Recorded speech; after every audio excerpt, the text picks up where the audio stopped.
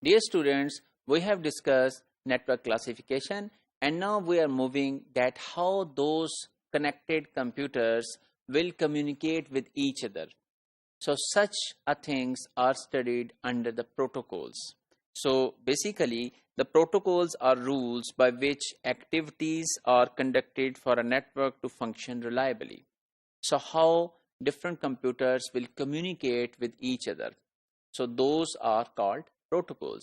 And you also have certain protocols in which have been set in the daily life. So for example, when you are discussing something with your friend, there is a set protocol which is implicit that if you are speaking, then your friend is listening. It may not happen that both friends are communicating at once. So this is a protocol. So such kind of protocols are also shared by computers.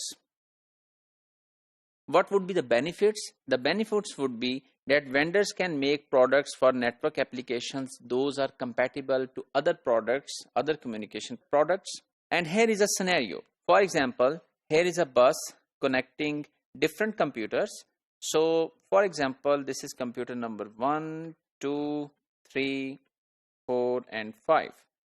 So for example, if computer number 1 want to communicate with computer number 5, so computer number 1 will give a signal on this bus that would be accessible to all of the computers, and computer number 5 will get that signal and try to proceed whatever has been said in the message. However, it may happen that computer number 1 and computer number 5 both start discussing or start sending messages together at once simultaneously. So in such a situation, one message is coming from here and another message is going from here. So these messages, when reach certain point, it would be collided. So one of the protocol is known as protocol carrier sense multiple access with collision detection. So it detect the collision and then try to make sure that that kind of collision doesn't happen in the next time. So it has certain rules, certain steps. So for example, one of the step is that wait until the bus is silent. So if a computer want to send message, or if more than one computers want to send messages, so it should wait for certain time. If the bus is silent, then start sending the messages. And those are broadcast, everyone keep whatever it needs. And if another machine also transmit collision is detected, then wait before transmitting next packets. So you should wait a little bit more if the collision is there.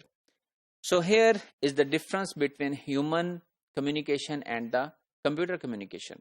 When human communicate and two humans start talking together at the same time simultaneously, then one can say, oh sorry, I want to talk first, or okay sorry, please you can start your conversation. So humans can understand each other. But in this algorithm, computer will do only one step, that whenever the collision is detected, it will wait for certain time, that would be dynamic time, and after that time it will again transmit the messages, and again collision can be there.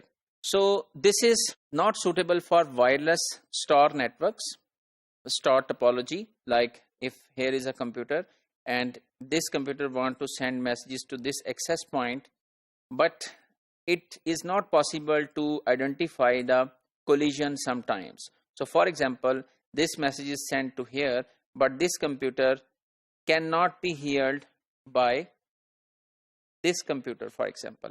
So if this computer is also sending message and this computer is also sending message, so the collision cannot be detected in such a situation due to signal drowns. And such a concept is known as hidden terminal problem, which we have visualized a little bit more in the next slide. So for example, here are three computers A, B, and C, and this is the access point with which they want to communicate. So you can see that computer C's range is until here and computer B's range is until here, but after this point the range of computer B signal is dropped.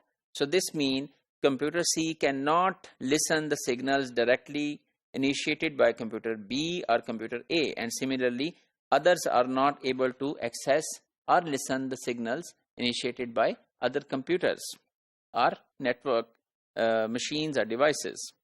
So for that there is another protocol that is known as carrier sense multiple access with collision avoidance. So it do not work after the collision has been detected. It try to work that there should not be a collision at any time. So due to hidden terminal problem, wireless network adopt CSMA-CA. So how it works? It transmission starts when channel is free after short period of time, and provided channel remains free in this time, so then the communication is started. And if a machine has to wait along, then that machine can claim a silent channel, and that machine can say, okay, stop everyone, now this is my turn. I have been waiting for many time here, and now I need the silent channel. So at least no collision will be there between the newcomers and old comers, because the old ones will be waiting and for a long period of time, and they will be getting the silent channel.